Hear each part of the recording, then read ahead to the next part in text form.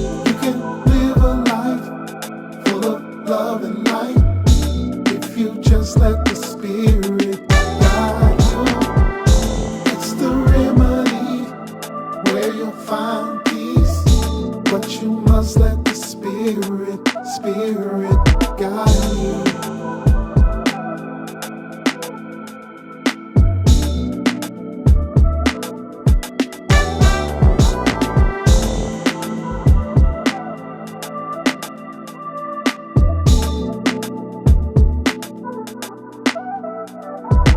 Who made y'all priests? What's up, world? This is our Fafore. What's going on, good people? This is Oseun. Welcome back to the Who Made Y'all Priest podcast, where we talk about our spiritual journeys, our everyday life experiences, and the issues of the time from the perspective of two people who just happen to be priests. Fafore, what's going on, man? Man, I'm alright. But I'm not gonna lie to you. I'm not at my best. What's going on with you, man? I am not any ready for my day. So today is day 14 of my raw fast. You know, and on the 19th, you know, I'm starting with a group of people the spring equinox detox for 16 days, but I decided to go ahead and do it for 40. So I started with raw. So I've been having my detox herbs, right? So I decided I'm gonna go ahead and, because I'm gonna still be raw, I'm gonna go ahead and just take my herbs early so I can get those out the way before next weekend when we gotta be at the Elay all day, every day on back-to-back days. So, but before I did that, I'm like, I'm gonna start something else, you know, do something else new, because I'm trying to really get cleaned out, right? I'm really trying to be the best version of myself, since 2022 wasn't my best year eating in my 9 years of being vegan. You know, I ain't eat no meat or no dairy, nothing like that. But you know, it was a lot of Beyond burgers and fries and that type of stuff. So trying to get all cleaned out, right? So my doctor, I go to a holistic doctor. He's been trying to get me to do this coffee in for years, right? And for the longest, I was like, no, you know what I'm saying? That's just not what men do. You know, I'm not putting no tube or nothing in my butt. I'm just not doing that, right? I'm gonna take some herb to try to flush it out that way, but that's how I'm gonna leave it.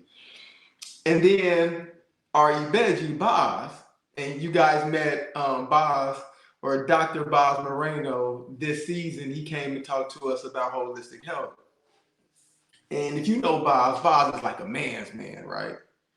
So in random conversation, it came up, and Boz mentioned it, right? So I'm like, what you think about doing all of that? Already knowing what his answer was gonna be, but then he surprised me. He was super pro doing that, right?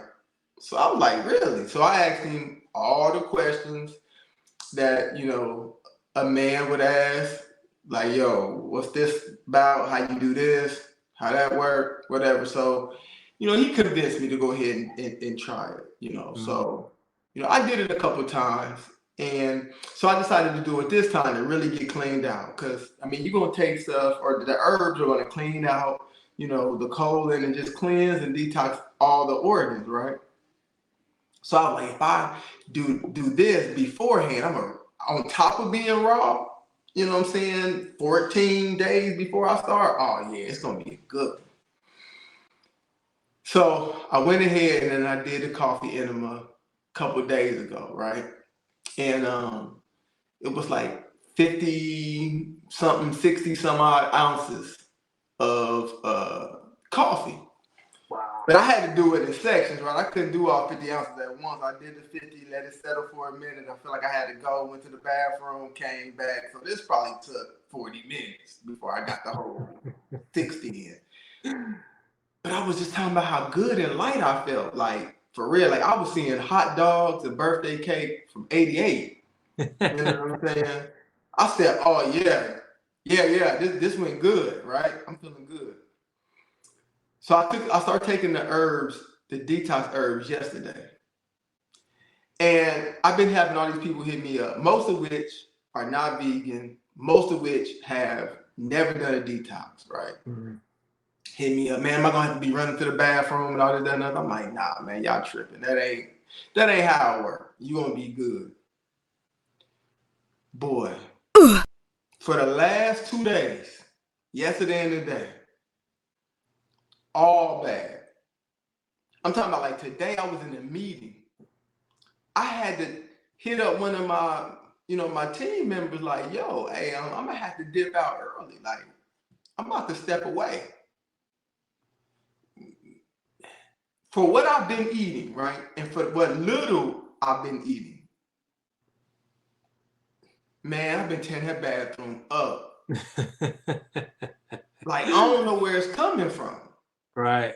Like, for 14 days. And here's the thing, right? When you eat foods, people ask me about being hungry, right? You're on this detox, you only eat raw foods. Don't you be hungry? And I tell people, when you eat things that are, nutrient dense, right? Nutrient rich, it doesn't take much. Because actually with your body is responding to a couple of things when you say, I'm hungry. Most likely you're thirsty. That's really what it is. You need liquids, you need water, right? And then on top of that, if it's not that, your body's saying, hey, I need nutrients. But typically the things that we eat are not nutritious, right? So we just eating junk. And the third thing is satisfying the cravings of our parasites. And then so we go pick up the foods we eat, and we can eat a lot of that because it's an addiction that we're feeding. Mm. But when you eating clean, right? A handful of grapes, one banana, or an apple, I'm telling you, it's like eating Thanksgiving dinner. You feel like you be good. You know what I'm saying? Just off of something small like that. So over these 14 days, I haven't really eaten much, and mostly I just had liquids. I've mostly just had smoothies and juices.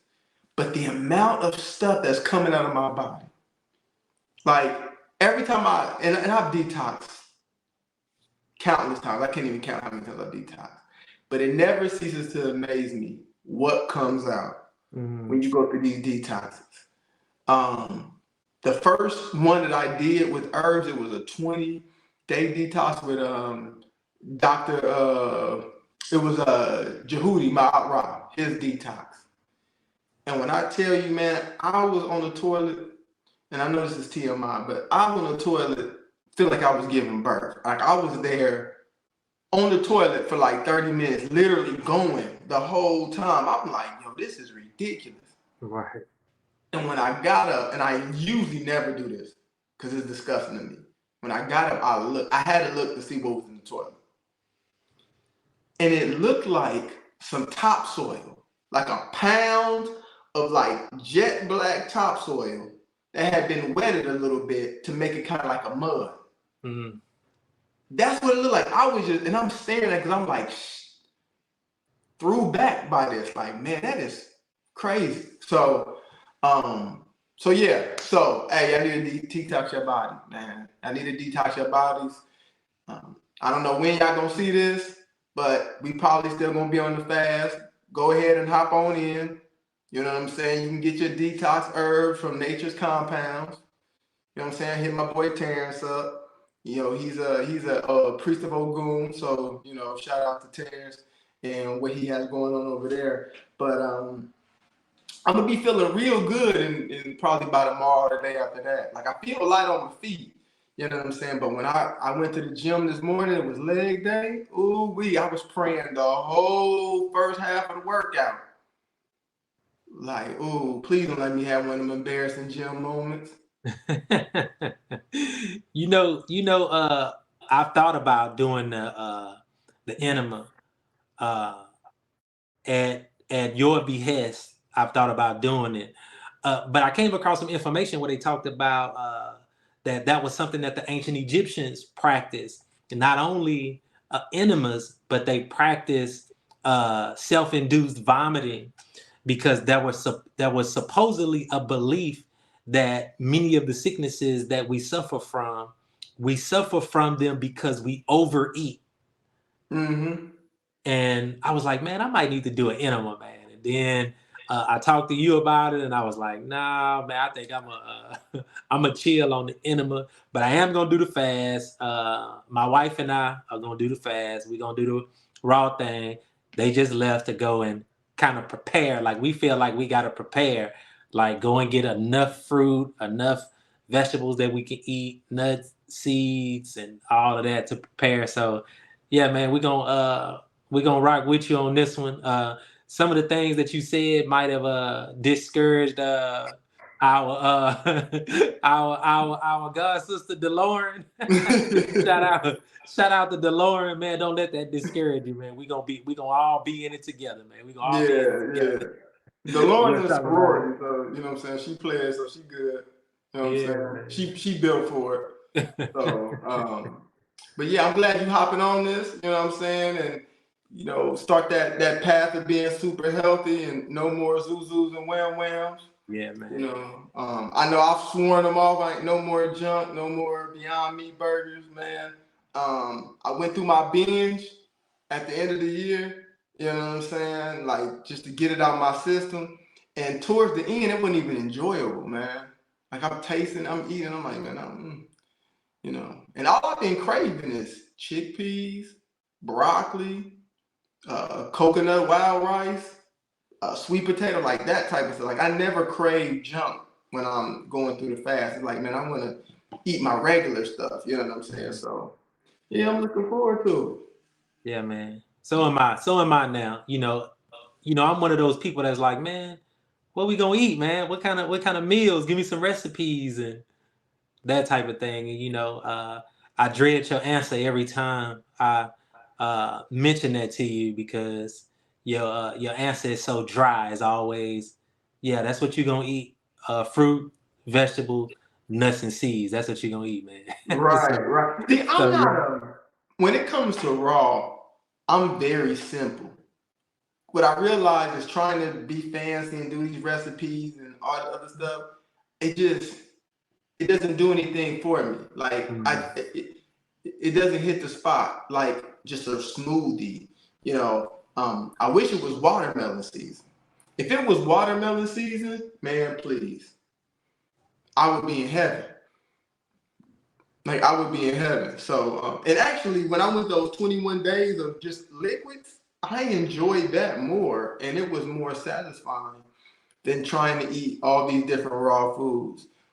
Plus, a lot of times I feel like I'm just complicating it. And what I realize is the simpler I eat, the better health I'm in, the better I feel, and the cheaper it is.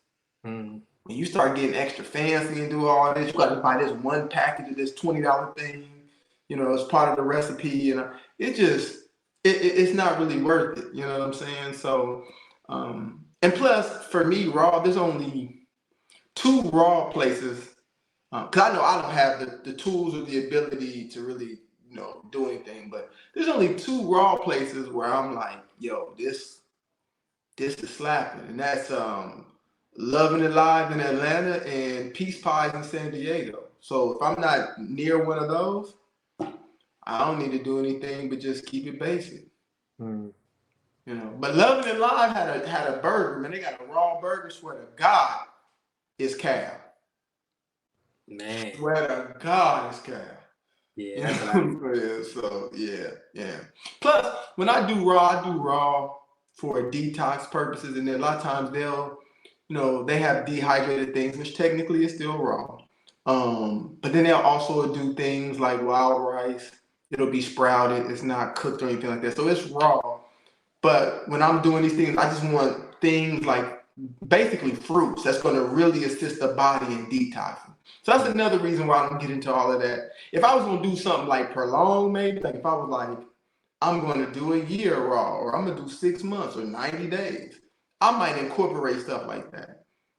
But for the purpose of what I'm trying to do, like it doesn't, nah. I'll leave that out of it too. So, hey, but you ready to get into this episode? Yeah, man. I think this is gonna be a good one, man. I think our guest is one of the first priests that actually took a liking to us, that we really talked to, and visited her spot and things like that. So yeah, man, this is gonna be a good episode. Yeah, we got to mention that to her. She was the priest that told us what we needed to have to prepare for our Ishe Fa. Right. So Right.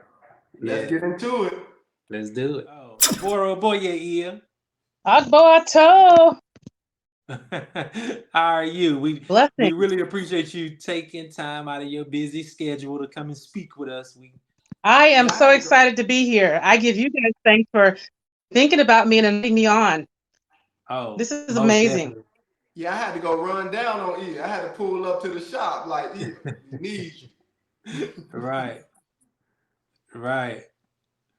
Not Yeah. that bad. So Iya, introduce yourself to the family. Let them know who you are. We need all the names too. We need all of them. All the priest names, everything. Well, as you can see on the screen, I typically go by Iya Omilana. That's what people know me now, Iya J9. But my full name is Iya Nifa Olorisha Omilana Ifanike Ifayemi Hunakira Akambi Fayemi Arisanya Oyade. Ooh, that's a mouthful. Yeah. And I'm impressed because you did it without the whole. It's not that bad. Yeah, you did it with that.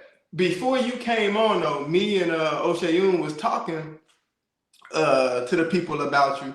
And one of the things that he reminded me about that I almost forgot about is like you were like really like our welcoming team to the Ile.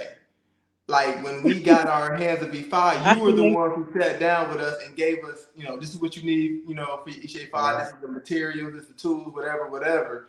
Like, so you were that welcoming party for us. Yeah. Ashe. Yeah. I remember you guys very distinctly. Yes.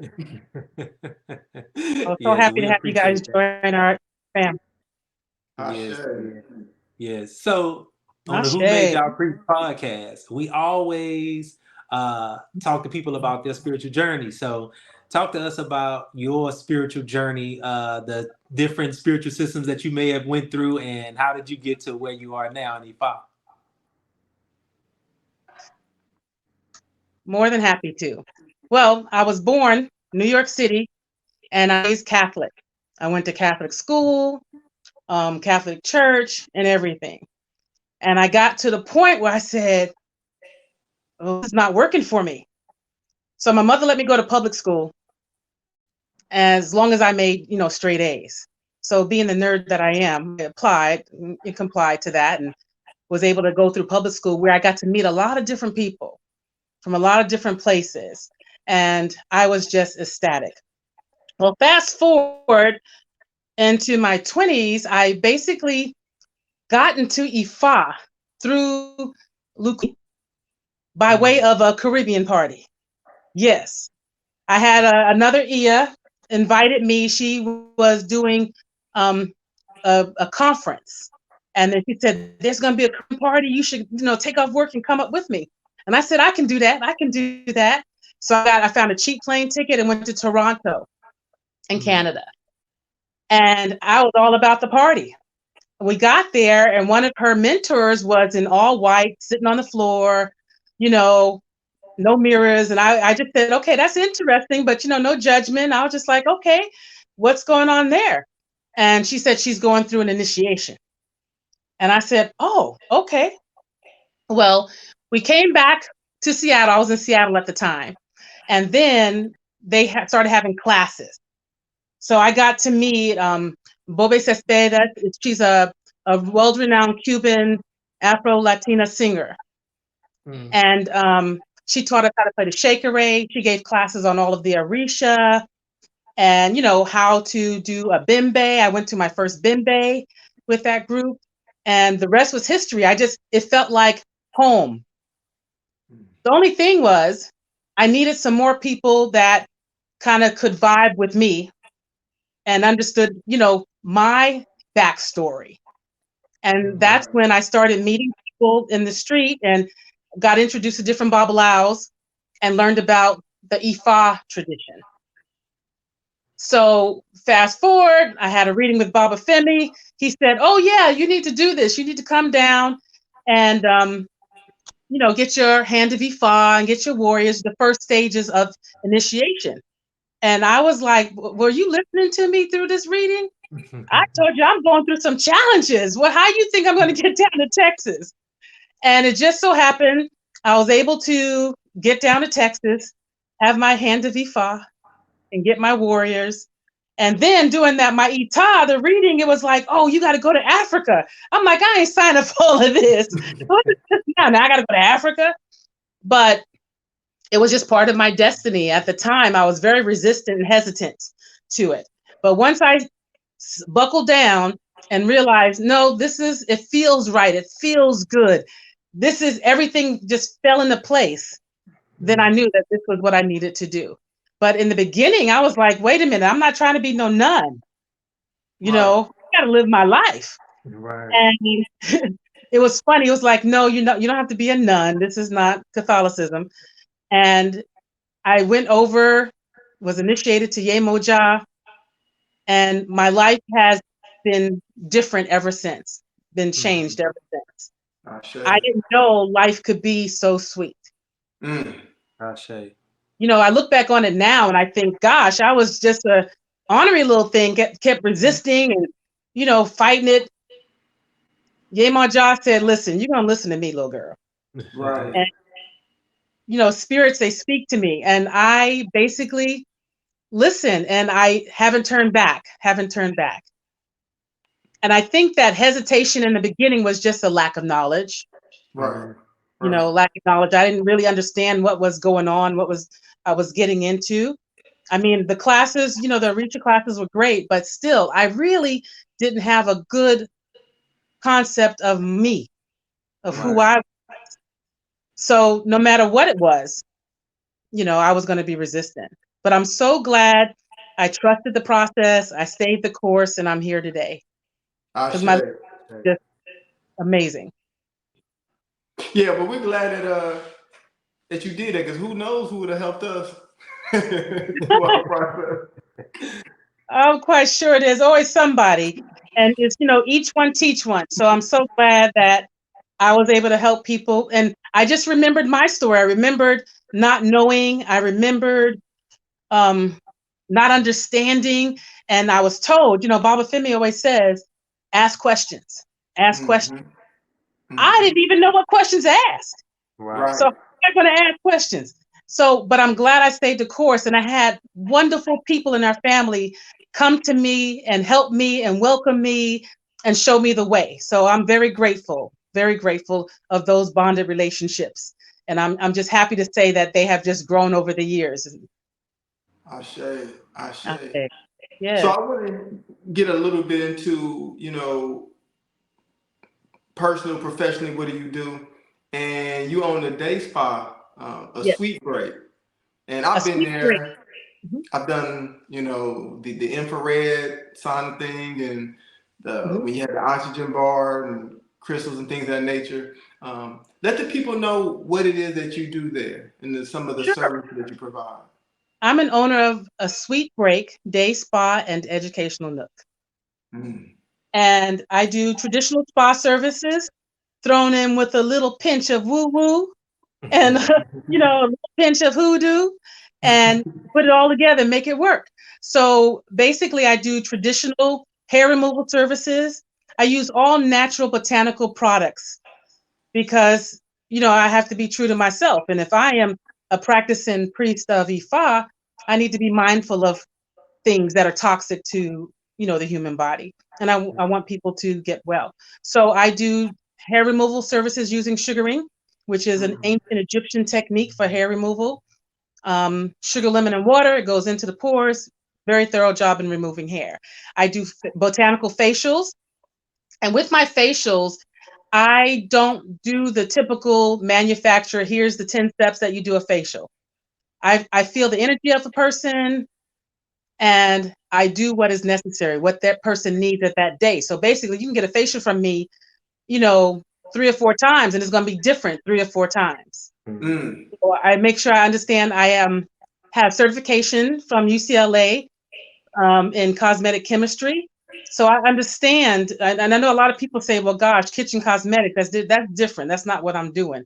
I understand potency, dosage amounts, and how it interacts with the skin, how it interacts with, different things that are going on that you want to do. So I pride myself in doing true customized facials. I also have do body treatments. I love my seaweed wrap. I do a Thai stem herbal stem compress body treatment. That's really good for when your muscles are sore for athletes. And I am very excited to say now I used to buy the stems, the herbal packs. Now I make my own. So that allows me another level of customization when someone comes in for a body treatment, that I can basically get the herbs that their skin needs and their muscles needs to recover. And I have an oxygen bar. I have dry saunas. And so you can come in here and get a full gamut of what you need to do your self-care and your healing. Oh, so you still have the oxygen bar? I know it wasn't where in the same location it was, so I thought maybe you took it No, out. I had to upgrade. Oh, okay. Had to upgrade. Okay. Yeah, that's dope. I was in the oxygen bar feeling great. I was out there knocked out. And with the oxygen bar, I coordinated with sound healing, so binaural beats. So you can put a microphone and glasses and really zone out. Sometimes I have to go in there and get people to come back. Come back, sir. That's dope. That's dope. Now I want you to tell the people how you chose Houston, and I think it was a dope story, and it was the first story that I heard of its kind coming into E5, and it was one of those. Me being a Earth sign, me being a Virgo, I like the practicality. The whole pray and wait and all that. I'm like, nah, I'm not with that. So it was your story about that was like my first story of being like, oh, yo, that's dope. That's a great way of how to use E5 in a practical way. Because I know it wasn't the number one choice or the highest rated choice. So walk the people through how you made that decision. Sure, and I'm 10 years in. This is my 10th year being down here. I still can't believe it. But basically, when I had my first reading with Baba Femi, he said, you have someone here that's saying Seattle is not your home. And this is my first time meeting this man. So he doesn't know me from anybody. Right. And he's talking about one of my ancestors, which happened to be my great grandmother. And she was a character. She was a character. And she said, Seattle, you up here, this is not your home. And I was very comfortable. You couldn't tell me nothing about Seattle. Seattle was the best place on planet Earth. I was never leaving. I was going to be there forever. I loved it, the mountains and so forth. And so, but Baba said, this is not your home. So I just, I was a little freaked out, to be honest with you, because here he is talking about my grandmother, and I knew just who he was talking about. And I was like, okay, all right, this is interesting. Thank you, Baba. Peace. Okay. Right. And it just kept, dreams, just the feeling. Seattle started not to feel the same. It started not to feel like home. So I went and asked for another reading. I said, I remember you said, I need to, this is not my home. So where do I need to go? So he did another divination, and he told me to pick, like, was it 10 places? And I went buck wild. I was like, all over the world, do I need to go live on a boat on an island somewhere? And Right. I picked a couple of cities. Well, it came back. All that stuff was like, no. I wasn't surprised. So, but it came back. Number 1 was Sedona. Number 2 was Chicago. Number 3 was Houston. And that's one of the things I try to tell people when you're getting readings. It's not that the readings or the diviner is telling you, do this or that, you're going to be bad, wrong. There's none of that in Ifa. It's just a matter of, here's a forecast. here's the energy you're going to be dealing with if you move to certain areas. Right. Right. Well, Sedona was great. I've never been. I've never been to Sedona. And he was doing at that time annual trips to Sedona and doing, sweat lodges and, the whole Right. Native American experience, as long as with Ifa studying nature. So, but I never been to Sedona. All I knew is if I'm going to go to Sedona, then I might as well stay in Seattle. Because as far as people looking like me, Seattle was up and coming. Right. Sedona, I was like, yeah, that's pretty and everything, but I was young. And when you want to live life, after a while, the streams and the forest and the birds and the bees, that's cute and everything. But then I need to, the social life and work life and so forth. So Right. I was like, I know that the energy would be good. I probably would do great there, but I'm not feeling it right now. Mm-hmm. Chicago, I love Chicago. Love, love, love Chicago. I went up there for a business trip and I was like, oh, I got to move here. The culture, there was so much going on. I had so much fun. And then one of my scuba brothers said, come back up here when it's hot. Come back here in July. And then when you finish coming in July, come back in January with snow. And then let me know. And I'm thinking, I'm from New York. Yeah, blizzards. No, no, no, no. And I just didn't want to deal with the snow anymore. I mean, Seattle was dealing with the moisture, the rain, or the drizzle, the cloudiness, the gray, the dark, I like to say. So I was like, maybe that's not the best place for me. And so Houston, the energy was success after hardship. Uh-oh. It was like a Gunda Meji. You're going to come down here and you're going to work. Right. But Houston is an area, if you want to work, you can find a job. You can get your hustle on. Yeah. And so I said, well, I'm not afraid of work. I'm a hard worker. I'm not afraid of work. So let me move down to Houston. And then also my spiritual family lived down here. I'm close to the Caribbean. At the time I had a taboo, but that's been lifted because I'm an avid diver. So and swimmer. So I was like, I'll be close to everything. That'd be best. And the cost of living was cheaper because Seattle started to get really unfriendly toward me. Right. The cost of living got to be a little bit high. And being a small business owner, it was getting a little rough. Right. And so the cost of living was down here. And then it just so happened that I was coming down here every other month. It seemed like I was down here for something. And I just said, I'm going to give it a try. I'm going to give it a try. And 10 years later, look at 10 years later, I guess I'm still not a native Houstonian because I have to catch myself because I still say humble instead of humble. Yeah, I'm working on it. Right. Right. Now, you are a woman who wears many hats. I mean, there's a ton of different things that you do, a ton of different things that you do well. But one of the things that we're really interested in has to do with you being a Reiki master. So, yes. How did you get involved in Reiki, and what actually intrigued you about Reiki? Truth has been told. The funny story is, I didn't believe in Reiki. I was like, this is some crap right here. What's this about? And one of my colleagues, who became my Reiki instructor, she was going to the UCLA classes with me, the cosmetic chemistry classes. And she says, Janine, I teach Reiki in the Bay Area. You should come down and get Reiki. And I'm like, what am I going to do with that? Right. And she just kept insisting. And, I said, let me be open. And I, wanted to support her. And she was talking to me saying, this would be really good for you and your business. It's going to help expand your business. And I said, okay, something, let me not chuck it to the side and say no. Let me not be negative. Let me be open. And I'll take what works for me, and what doesn't work for me, I'll leave it there. So I came down. It was like the next weekend. I came down and I got my Reiki 1. And I was just like, oh, this is, I don't know. Now, back up a little bit.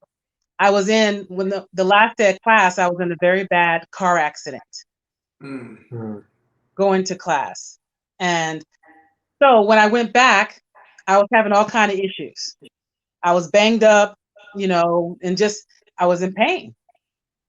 And so I came down and they used me as a model.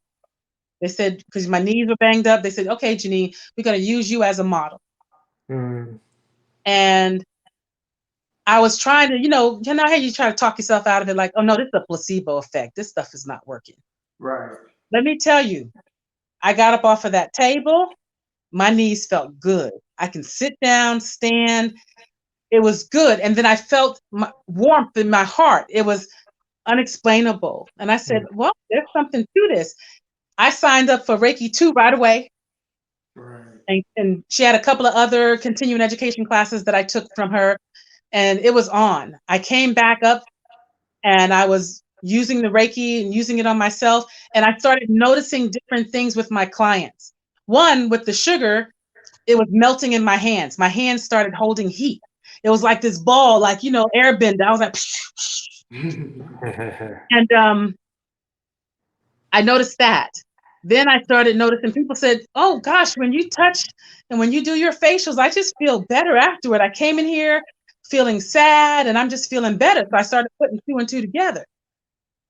Then I started just doing it in my business, offering, Reiki sessions, healing sessions.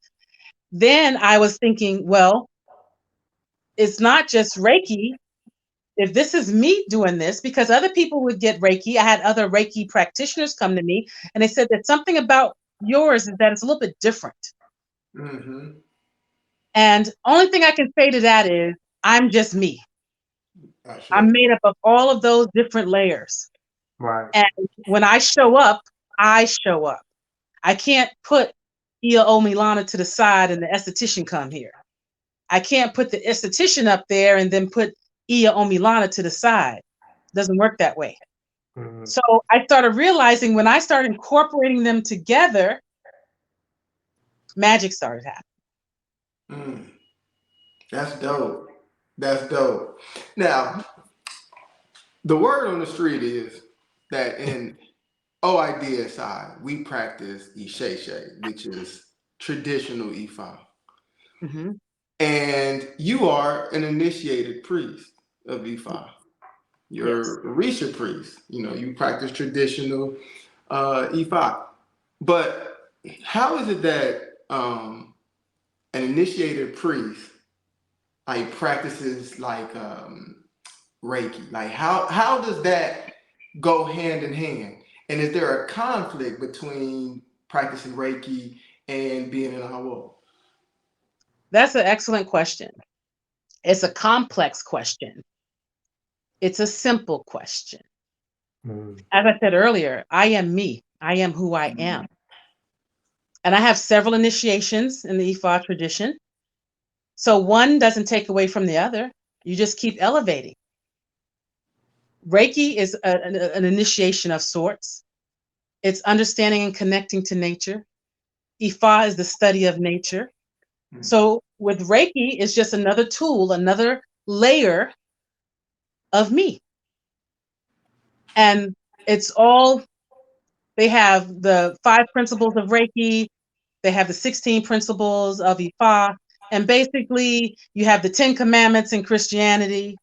So you basically, it's all the same, as in have good character, believe in one God, know who you are, know yourself, know thyself. Mm. So when you look at it, it's just another thing in my toolbox.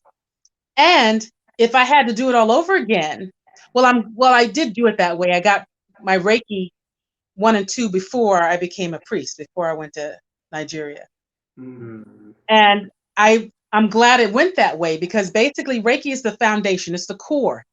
It's connecting you to source, connecting you to the earth, connecting you to nature. And when you use crystals, when you use herbs, when you use sound, all those natural elements, bathing, baths, spiritual baths, all those natural elements, it helps you to know who you are. At the end of the day, What we're all trying to do on this playground called Earth is reconnect to source, reconnect to the divinity, to the divine God within ourselves. And Reiki is a good introduction way to do that.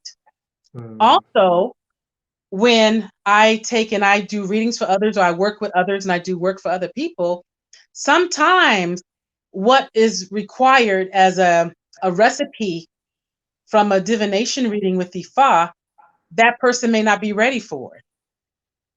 And so if I, move them to do that, it doesn't work out so well. But if I meet them where they are and then bring them along gradually, it tends to work a little bit better. Mm. It allows me other options when I'm working with people, lay people off the street. They don't know a priest or an Orisha or who. They don't understand that. So Right. it gives me options to work with them at a still high vibration level and bring them along to what works for them and their destiny. Not everybody is supposed to go through initiation and become a priest. And if anything, that's why I take my job very seriously, and I'm honored that Spirit has chosen me to do this work. Because in doing this work, it's not to convince other people to do the work. I'm doing the work. So I have this toolbox. My job is just to help other people feel whole, to help other people find who they are and know themselves, to help other people live their best life. Mm. It's not to get them to go into priesthood, go into this and that. No, it's not that at all. Not that at all. Right. So Reiki allows me to work with people who vibrate to that level. If Mm. that That's dope. That's dope. I'm a I'm a very curious person, yes. So I like to know. I don't like to be in the dark. So I don't know exactly when it happened, but at some point the whole idea of Reiki kind of came across my radar. So I started studying and looking up YouTube videos and things of that nature. Um, and then I came to you. I said, "Oh, we were having a conversation about something, maybe crystals or something." And the conversation of Reiki came up, and you said that you were a Reiki master. So I booked a session with you, and it came through. And as I'm there, and even after the fact, I'm thinking to myself, she did some stuff I ain't seen on not one of them videos that I researched. Like it was a whole lot going on. I was just like, yeah, this ain't what I saw in the video. It was a dope experience. And Oh, so from thank then I knew I was like, man, Iya Omilana, she does Reiki like differently than everybody else or most people. And then earlier you made mention of how you do it differently. Was that something that you did intentionally? Like, hey, I want to stand out, or is it something that just kind of happened organically? It was organic, definitely organic. Because as I said, I have done a lot of work on myself. And that's as a priest, that's being accountable and being responsible, because other people are trusting me. And so it's important that I understand the experiences that they're going through. Mm. I understand the experiences that I'm going through. And before I can jump in anybody else's mat, I need to make sure my mat is cleaned and all tidy. Right. Right. I made sure I did all of my inner work, all of my mirror work, inner child work, traumatic healing work. And it's not to say that I'm done, because see, you're never done. When someone tells me I've done my work, I'm done, I'm like, okay, this is gonna be a good one right here. This is gonna be a doozy. This Right. Right. forever friend. Right. So, but I got to the point where I understood and I can make different choices than I did in the past. And so as I started working with people, I get the messages, I get the downloads, I'm reading the odus, I'm reading the energy that's coming across, and do this for this person. Oh, no, this person needs this. This ancestor is coming back and asking this. And it just got through time after time where people will say, you don't know me. How do you know that? Mm. And so I started putting that together. And what I started to do was listen to spirit more. Because sometimes I would get something and I'd be like, I ain't telling them this. Oh no, Spirit, you got me messed up. I'm not doing that. And then Spirit to be like, oh, yes, you are. And this is not the first time, and this is not the last time. Right. And so I started really listening to Spirit, Mm. and it always worked out. I put my ego aside. I put what I thought was right aside, because that's ego. Right. And I said, let me be, as a priest, I'm a vessel. So let me be a vessel and do the work. And when I do that, magic happens, miracles Right. happen. Right. It does. It does. So family, first of all, you hear what she said about ego. Now we just talked about ego not too long ago. So, there you go. As far as doing that, that is true. I remember, man, maybe it was Ifa Festival a few years ago, and you came up and told me about my son. He wasn't even here yet, but you were saying how he was going to be like a crybaby baby. Like he's gonna do a lot of crying, at first, for it. And you gave me like a time frame. But then after that, he's gonna be good to go. And sure enough, you were spot on with that. I don't even think at the time he was even, amongst the living. I think he was still cooking at the Right. time. But I remember him doing that crying. I'm like, dang, he said he was gonna be doing all this damn crying. So, Uh-huh. but he mellowed Yeah. out, like you said. So we thank you for that. We thank you, Father. Yes, indeed. And he's a blessing. Even if he was still crying, we still love him. We wouldn't be doing gentle parenting if he was still crying. Right. you know, um, funny thing about people when it comes to different things like Reiki, for instance, right? For us, the way we scrutinize new things is far different than things that we've seen before, right? Like Right. something might not be working, we just do it because that's just what we used to doing, and we never sat for a minute and actually scrutinize, like, did this work? We love doctors, but people don't understand doctors are the third leading cause of death. you know. but we love them. Mhm. We wouldn't do that in anything else. If cars were the third leading cause of death, people would be walking.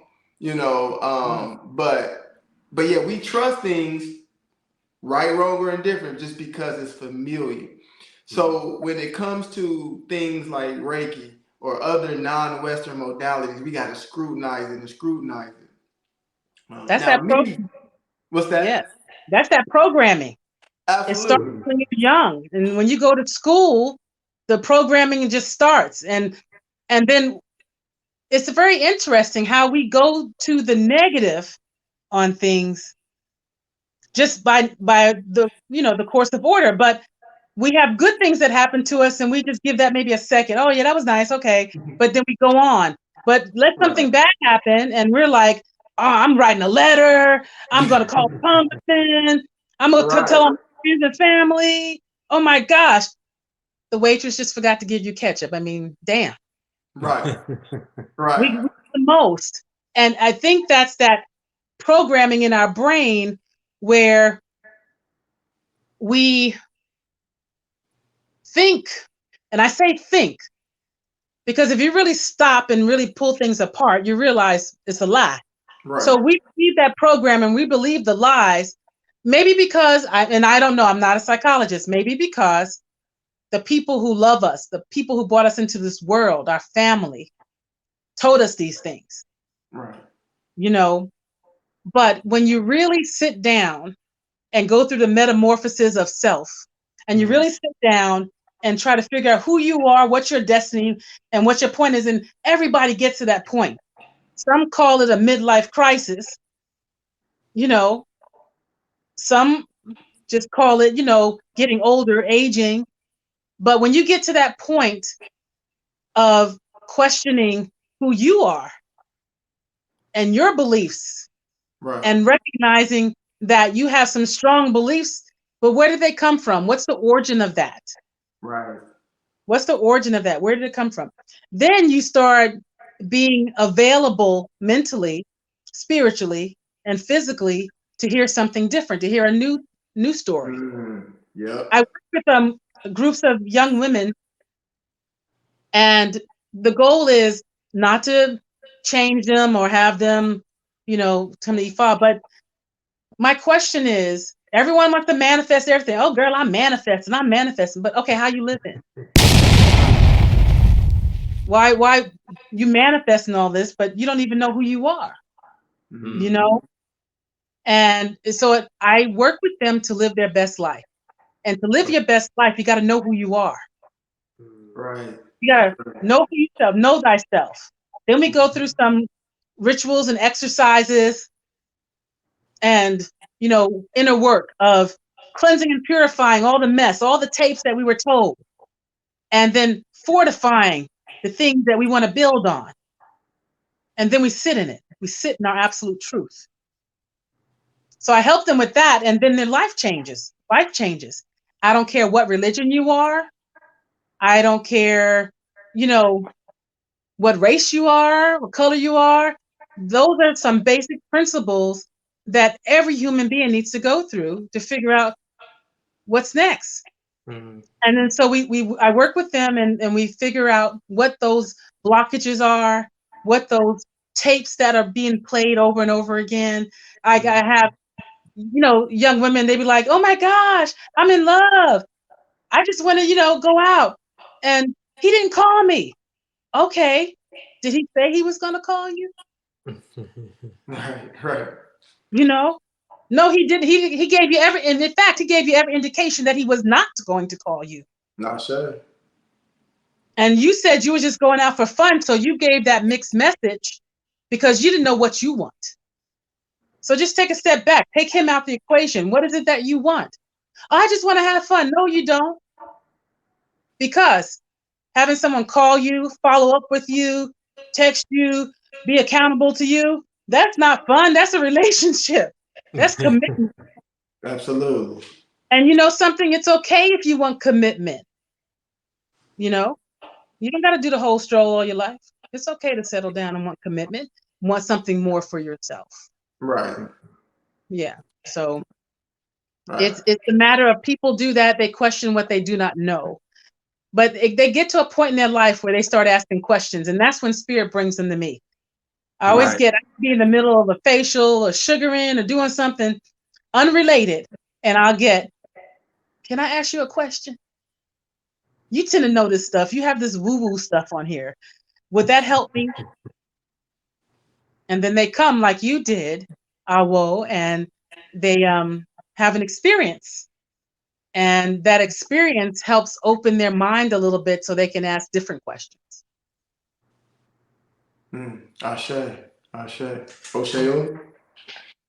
So Iya, and Iya did something very similar to my wife and I. She told Tabitha many things about Samaya before she was amongst the living. So yeah, I've had that experience with Iya also. So although Reiki is now gaining this steam and this popularity, seemingly due to this new age movement, we understand that Reiki is a very ancient modality of healing. So speak to us about how ancient Reiki is and what those people believed and thought about that type of modality of healing. I can't tell you what they believe, but it is ancient. It's just like Ifa is ancient. It expands time. It was just the way to be, the way of life. And sometimes, it really irks me. Sometimes I turn on TikTok and everybody's, it's like, okay, but I am a firm believer. Sometimes people have to trip a lie to fall into the truth. I like that.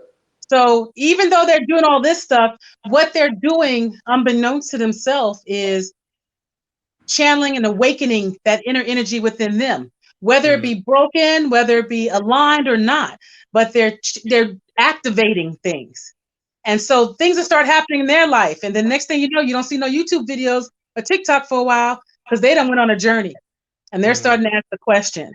So sometimes it just takes that, Malcolm X, any means necessary. So in this age, with this group of young people, sometimes it just takes that. It takes a TikTok video to get them excited and wanting to ask a question. Sometimes it takes all of us here in the diaspora, all of us here in America to do things to get people over in Nigeria all excited and saying, well, they're doing it wrong. No, we're doing it. How about that? So sometimes it takes that awkwardness to come about. I'm not saying that that's the right way, the wrong way, but throughout time, if you look at history, that's how things changed. There was an act, an action was taken, and then it turned into something else. That what happened was we were just joking around on TikTok. The next thing you know, I had this dream.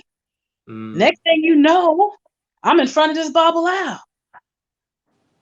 So sometimes it takes that awakening to happen, and that awakening is unique to each individual. So even though in ancient times that was a way of life, whereas now it's not a way of life. We have too much interferences going on. Computers, internet, telephone, work, because our work ethic is really messed up. Yeah. We put work before your life. So we have all of these interruptions. So the old way of breathing in the air, knowing that you're part of nature, picking up a leaf to heal a cough, taking off your shoes and walking in the grass. As a kid, we do those things instinctively. We take off our shoes, the mama's yelling, where your clothes at? Where your shoes at? We run around butt naked, barefoot, running outside in the mud. Right. It's just natural to us. So that was the way of living.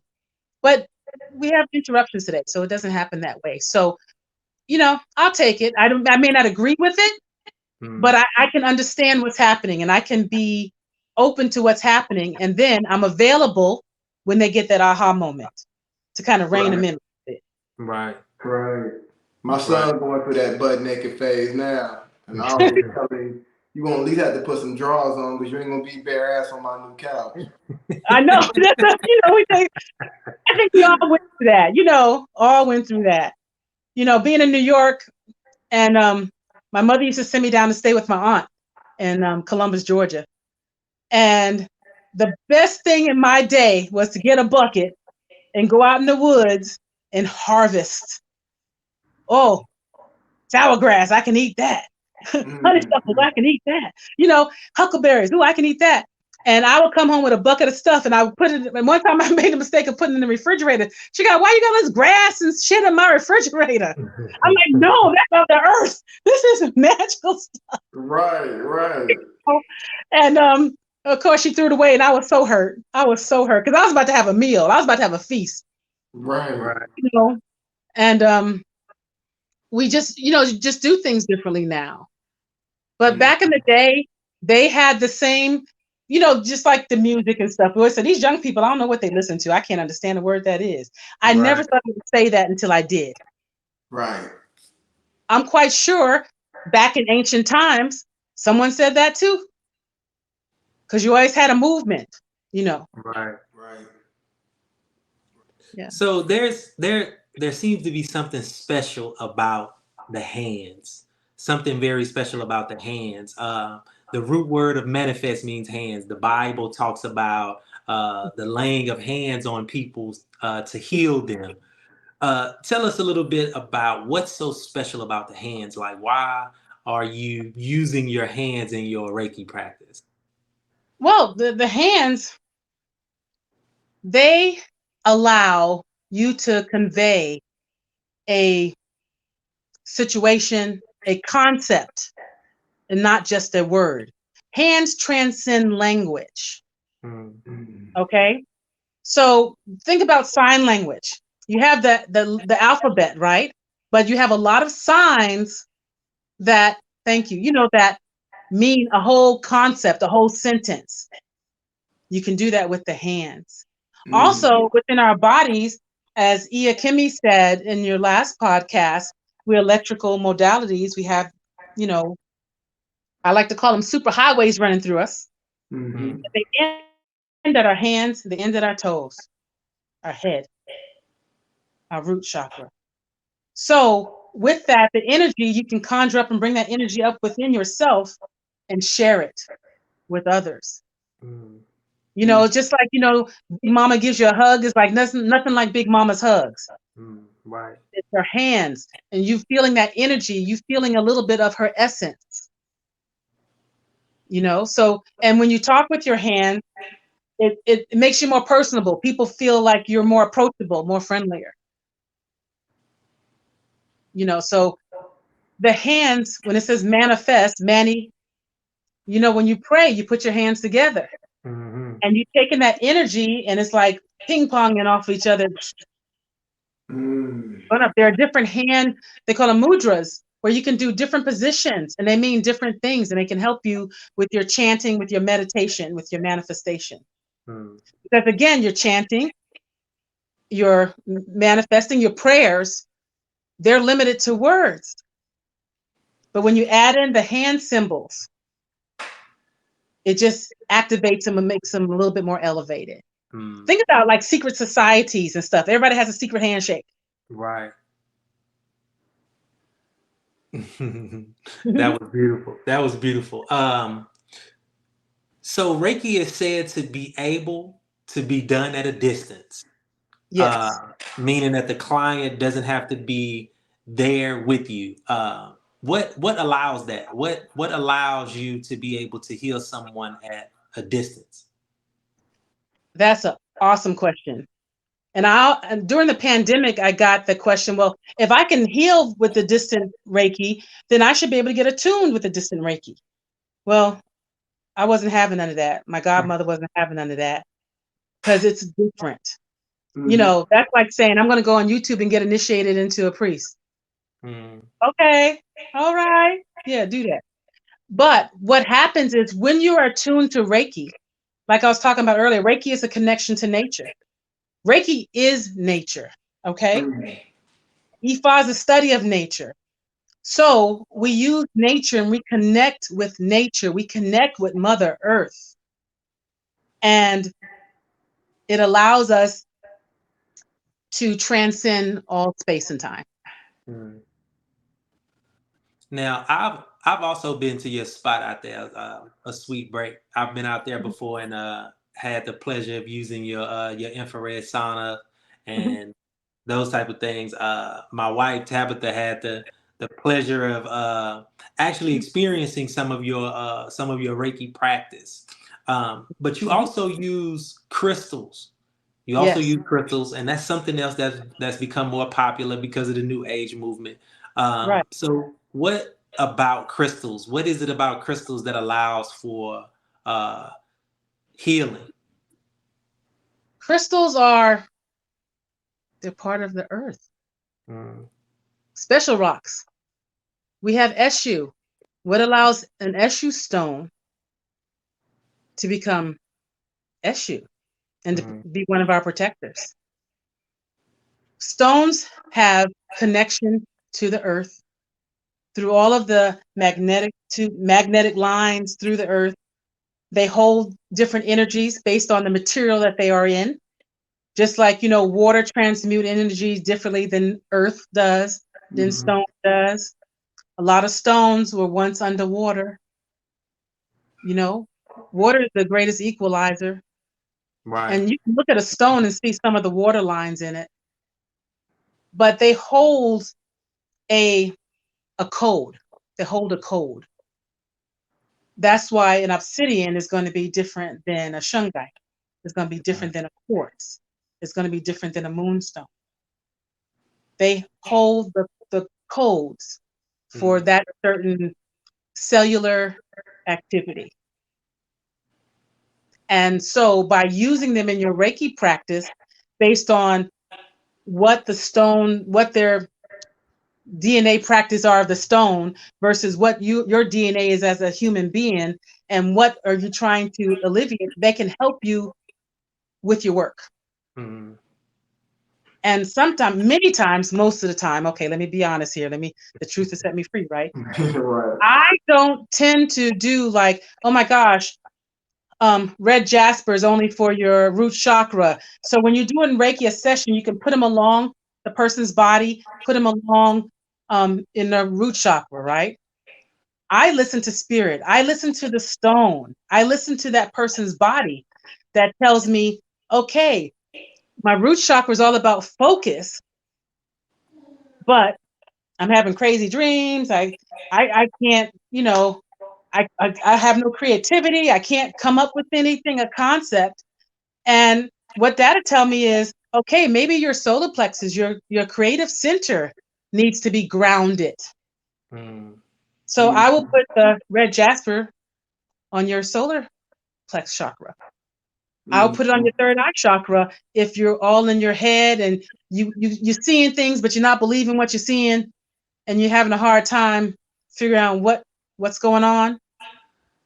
So I'll use them accordingly to what that person's body is telling me and what the stones are telling me they can help with. So even though it's like now it's like everybody wants to get a crystal. Again, it's like what I was saying before.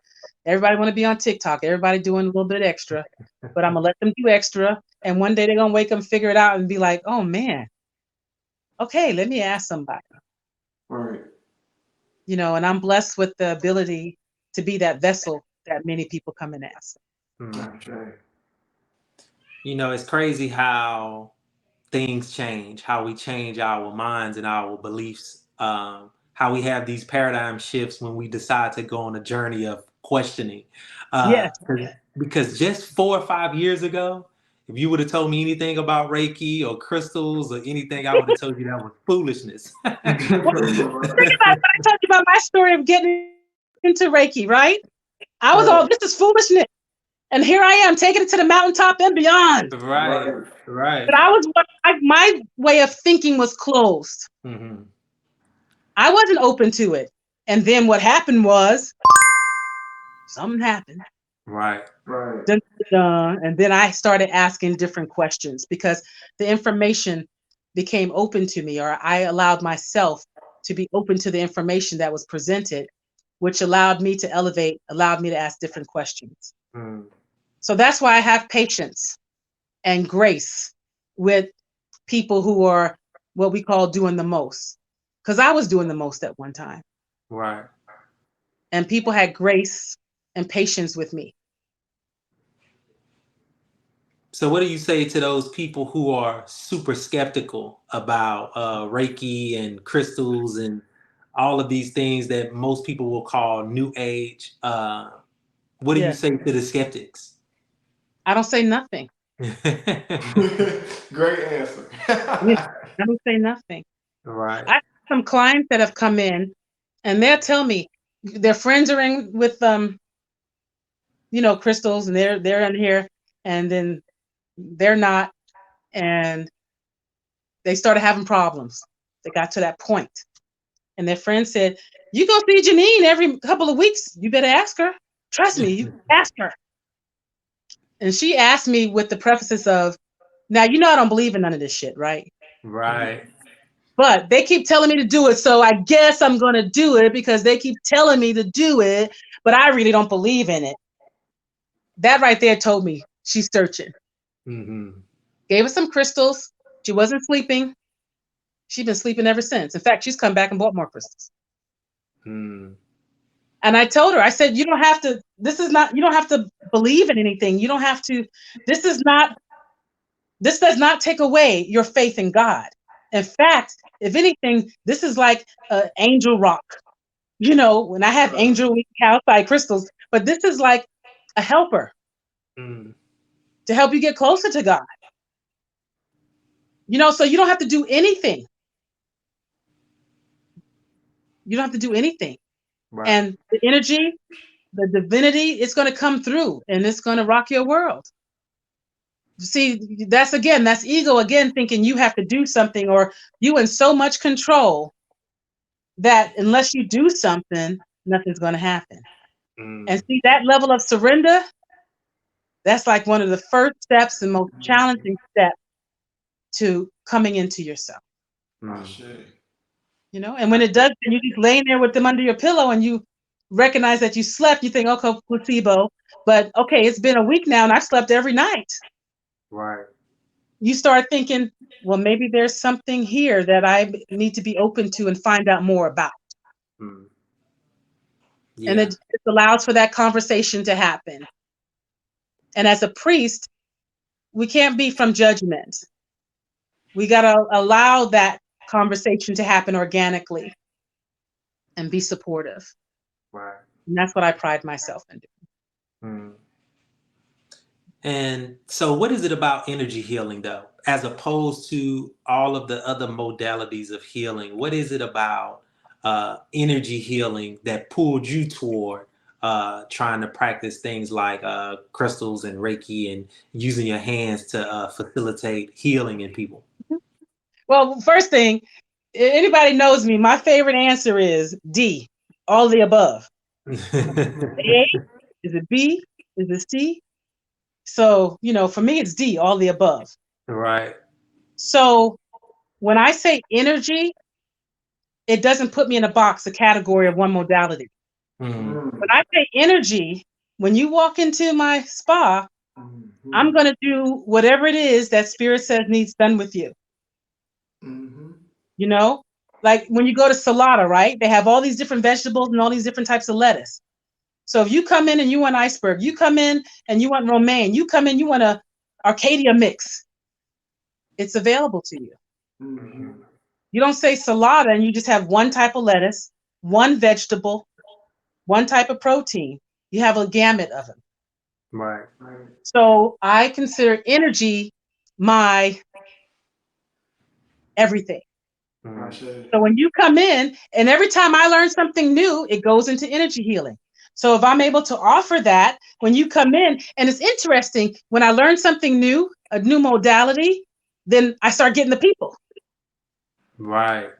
So I keep my box open, like I try to keep my mind open.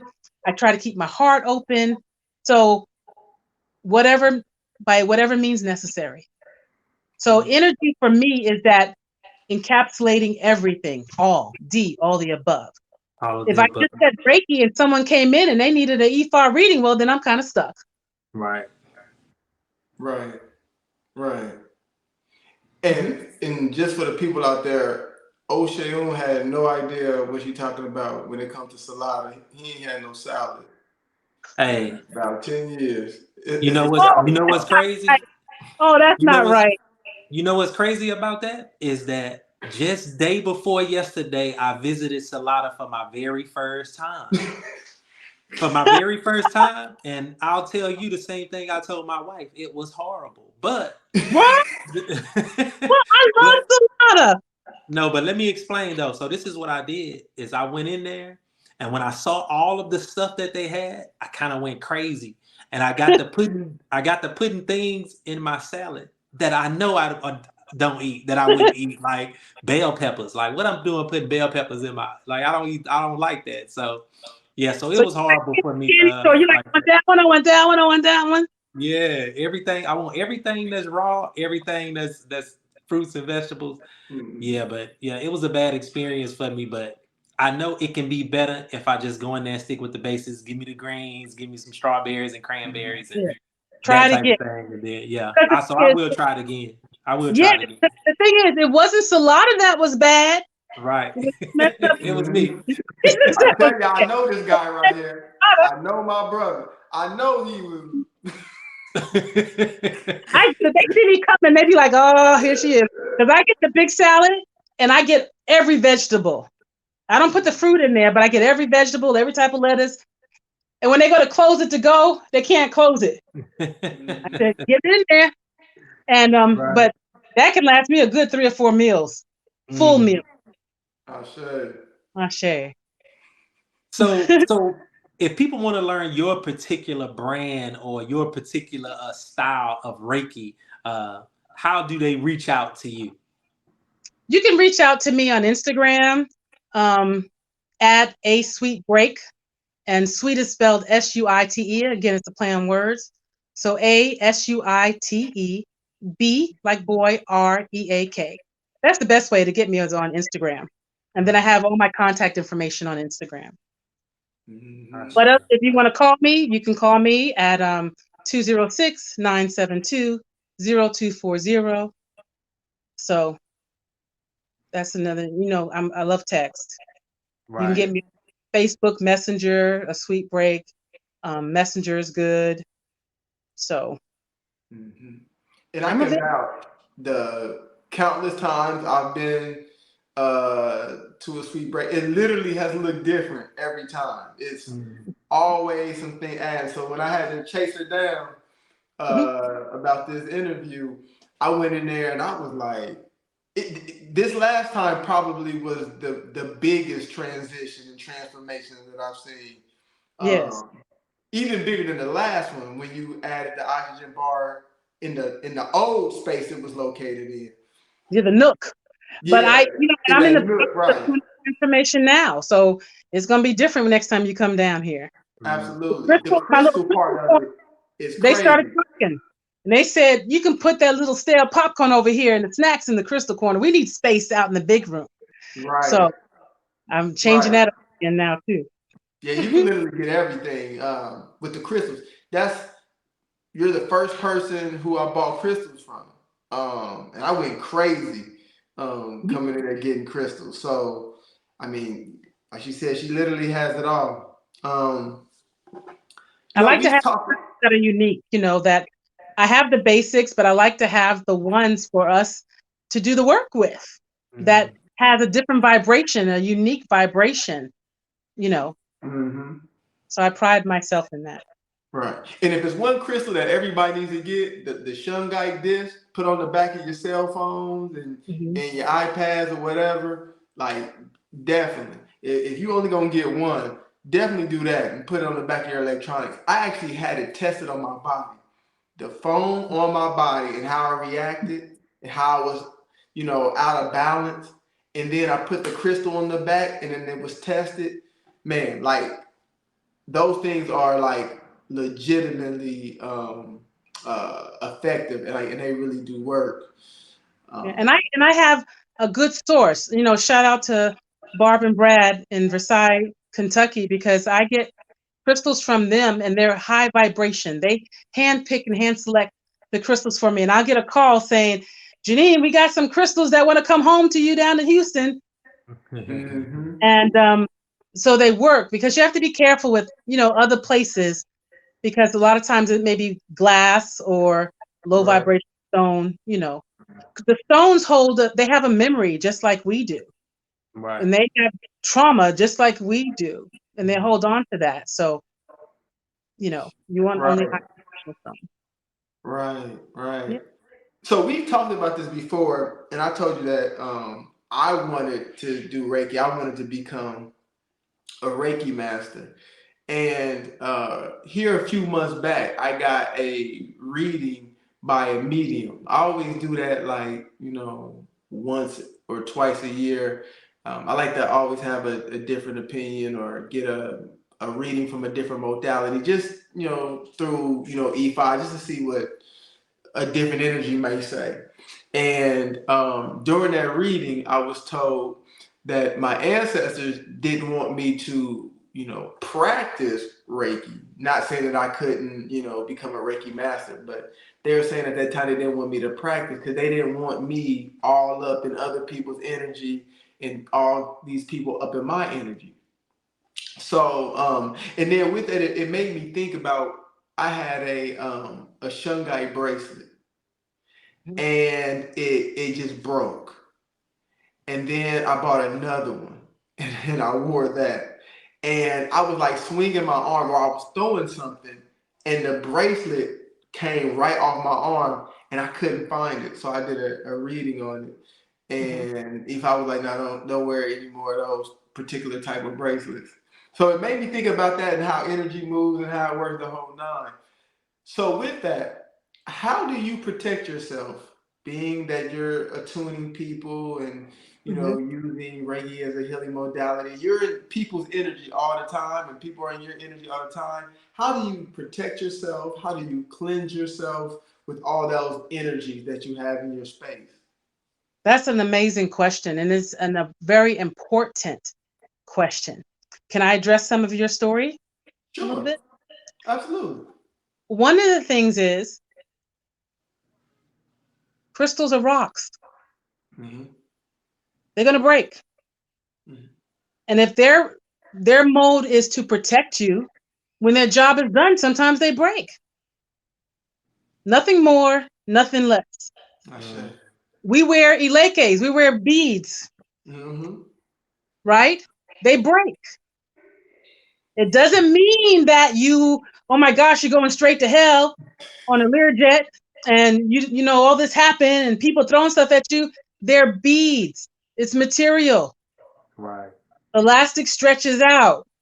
Yarn breaks down and decays all the time, especially as much water that we be doing and, Right. and soaking it in. So they're material things. Hmm. When their job is done, they know when their job is done. Maybe that's what the Shungai brace was saying. I've protected you. I You're say. good now. You have a disc on the back of your phone, so you don't need to wear me as a bracelet. I say. You know, so we have to be mindful of things like that. And as far as I wouldn't say that you shouldn't be a medium in each other's energy, I would ask a different question. And maybe the question is, how do I move through other people's energy? How do I allow other people to move through my energy and still be whole? I say. Okay? Because as an Awo, guess what? Your ancestors, they said, okay, you want to do Reiki, but you're going to do Awo, and you all up in everybody's business. Right. Right. You think sitting at Ita ain't somebody's business? Look at your Ita and how many things have happened years later. Right. You know, and then the Ita for everybody is just like a super reading. Let's leave it like that. Yeah. But Absolutely. we are in each other's space because we're spiritual beings. That's Hmm. what we do. But also, there's a testament, there's a process of becoming spiritually mature. Okay. There may have been a point in your life where you be like, they got this, ooh, you know, Right. crazy nuts, crazy nuts. And now, you know, it's like, you know, your little kid, oh, you got the cooties. That Right. kid grows up to be a doctor. You can't be telling your patients you got the cooties. Right. You have to have some discernment. You have to have some compassion, some grace, you know, privacy. Right. So as you mature and as you grow spiritually, and it's not to say that you were off kilter, it's just that that's what happens. The more we learn, the more we know better, we do better. Right. So as you have grown and as an awo, they may have put you on hold for doing different things. And that's one of the things, and being a priest, what I love about it is we all have our own walk Absolutely. and it's all different. And just because this one priest is doing something doesn't mean we have to do that. We Right. have our own thing. And spirit will take you as needed when the time is right and divine timing. So maybe it wasn't ready, you weren't ready at that point to be in everybody else's business because you had so much of your own. You had to learn your own stuff. Ashe. Ashe. You know, so there's nothing wrong with that, and everything is not forever. Remember, these readings and stuff are forecast, they're information. So if Mhm. you go to Florida and you go to Disney World and the forecast is going to thunder rain or hurricane, you may want to change your trip. Right. You know, so I wouldn't hold to. Sometimes people are very dogmatic and they hold on to something that was said through a medium or through a reading as if it's the final truth. Every day that you get up and you're breathing, you get an opportunity to do over. Right. So what I had to do is, and when I attune people and we do the Reiki initiations, I show you, we work on those things. What is energy? How do you feel? What are you feeling? And when a lot of times, it's like people don't know because they haven't been exposed to that. But I can tell you this, before the attunement, after the attunement, people feel the difference. Right. And so when you feel that difference, now it's a responsibility. So now you got the power. What you going to do with it? So you got to learn how to protect your power, how to nurture your power, how to enhance your power, how to protect your power. So you learn that. Again, Reiki gives you a chance to learn who you are, to get rid of the stuff, fortify what you need to keep, and then sit in it for a while. Sit in your absolute truth. So you learn that. I had to learn that. I had elders, I had mentors that had to show me, okay, I'm walking up and I'm having dreams and seeing all this stuff. What does that mean? Turn it into yourself. Who are you? What it is the spirit is trying to communicate with you and tell you who you are and what you came down here to do. So it's just a matter of understanding how you fit into it, what phase you are in your life, in your day, in your career, in your family, in your marriage, your relationship, and then seeing how this energy can take and transform you into being the best you ever possible. Ashe. Ashe. Yeah. And that's a word. And that's where we ended, family. Iya, thank you Yes. so much. Thank you Really so much. appreciate you. We Thank knew you you. was gonna kill it. You I hope know. I answered everyone's questions, and if they have any more, just holler at me. Absolutely, absolutely. Family, this is gonna be another one of those you're gonna have to watch over again 2, 3, 4, 12 times, take some notes, Right. Again, if you don't know what Reiki is, if you've never had that experience, find a Reiki master that you can go visit and get attuned. I'm telling you, it'll change your mind. It'll change your idea. Proof is in Specifically the pudding. find Iya Omilana and get you a. Absolutely. If you're in the Houston area, or if you come into Houston, you know what I'm saying, to come kick it, definitely look her up. Book her, hit on Instagram. Yeah, give them your Instagram one more time. At a sweet break. ASUITEBREAK.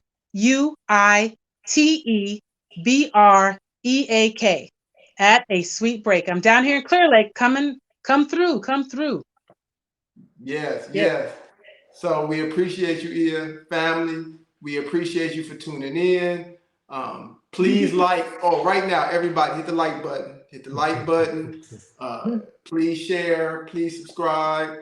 Please keep coming back and watching. We appreciate you. We'll see you next week with another show. Always remember, life's a journey. Don't forget the map. Peace. Ashe. Peace.